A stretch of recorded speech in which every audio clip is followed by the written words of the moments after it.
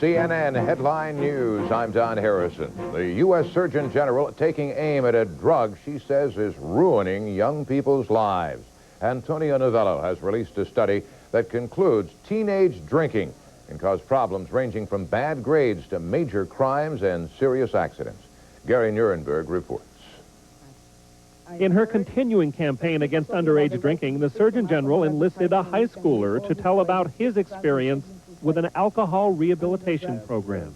When I first went in, there were 6 friends. 2 of them now are dead, 2 are in jail, and 2 of us are sober, and I'm the only graduating one of all 6 of us. Chris is lucky. The 13-year-old boy being mourned at this Maryland funeral last August died from an alcohol overdose. The Surgeon General says the public knows about cases like that and about carnage on the roads, but she says we don't think about all the consequences of teenage drinking. Alcohol consumption frequently leads to crime, sexual misconduct, personal injury, higher school dropout rates. Teenagers who live with the peer pressure every day say that this time the government has it right. Members of the New Britain, Connecticut High School Marching Band in town for a performance tomorrow are saying they have friends for whom drinking is a big problem, and they say the Surgeon General is not exaggerating when it comes to drinking and crime.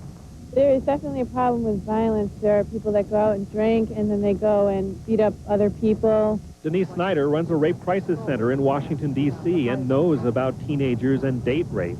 55% of the women and 75% of the men will have consumed significant quantities of alcohol just before the sexual assault occurred. The Surgeon General says the big problem is that Americans don't think about these hidden consequences of teen drinking. She promises to keep hammering away at the issue until they do. Gary Nuremberg for CNN, Washington. City workers still aren't sure if they've managed to plug that leak that flooded Chicago. Downtown still shut down today, and fish have been sighted swimming through at least one office building. The flooding started yesterday when the Chicago River began streaming through a hole in a retaining wall and into an underground tunnel network. The mayor says city workers have known about the leak for a while. Yes, people did know about it before. How long ago? Probably should. How long ago, Mayor? They know. I cannot, give you specifics, but it was a number of days or a number of weeks. Yes, they filed reports on that. There was information filed. Yes, within the system, not within my office. Mayor, accountability is a hallmark of your. That's right, and these people are going to be held accountable. Each and every one of those persons who had information will be accountable to me and to the people of the city of Chicago. The heart of downtown Chicago still without power after electricity was turned off because of the floodwaters. Investigators don't know yet why an oil well exploded in Louisiana. 2 people killed when the wellhead blew up yesterday, the blast sending shards of metal flying. It also shattered an oil storage tank, which is leaking into a nearby waterway.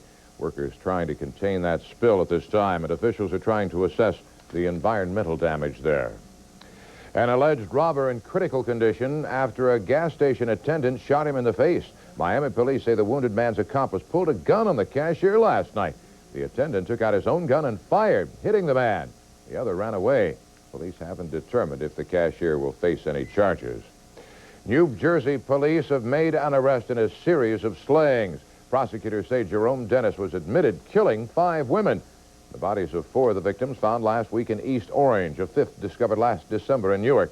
Police say Dennis was on parole after serving 10 years for sexual assault and other charges. Leona Helmsley making a last-ditch effort to stay out of prison for tax evasion. Today, an appeals court will hear her request to do community service instead. Helmsley's lawyers say she's received hate mail and could become a target of abuse behind bars. Helmsley also said she's too sick to go to jail. She's scheduled to report to a Kentucky prison tomorrow. A police expert says the officers accused of beating Rodney King had several good chances to handcuff him. The opinions yesterday came from the highest-ranking officer to testify in the trial so far. Greg Lamont is there. I saw the bearded man being grabbed, and I was just rather stunned. The man is to be arraigned today to be charged with assaulting a former president. Russian